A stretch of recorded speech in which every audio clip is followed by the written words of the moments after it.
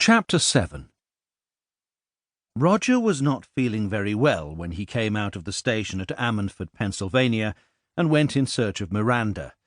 The train, though fast and not barbarously uncomfortable, had been full of Americans. He had chosen his railway reading badly, and what he drank and ate in the bar car had not been much good for his stomach. That organ was still striving to normalize itself after last night's intake of a lot of things called French 75s. Half an hour with the telephone and not really very much effrontery had finally got him to a party somewhere in Greenwich Village. 2 of the 3 presentable girls at it had each been accompanied throughout by a separate bearded Australian painter talking about artistic integrity.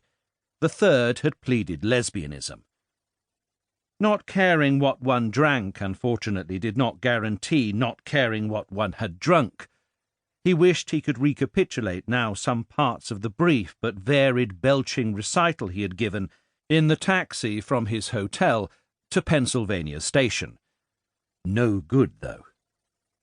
The reading matter business had been worse, really. He ought to have remembered that the New York Times lived by the assumption that everybody needed to know everything about everything. Information doled out in sheer quantity, as might be expected. They should stick to what they were good at, or at any rate had made their own: time, life, and so on, instead of trying to ape the London Times. And then, worse yet, there was blinky heaven.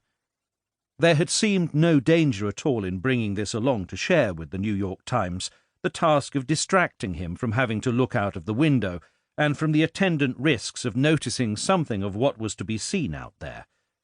His recent injunction to the author of all things to see to it that this particular one of his works should turn out strikingly below par had been, he fancied at the time, almost a matter of form, an agreeable courtesy whereby one said please for what was coming one's way anyhow, like ordering a drink.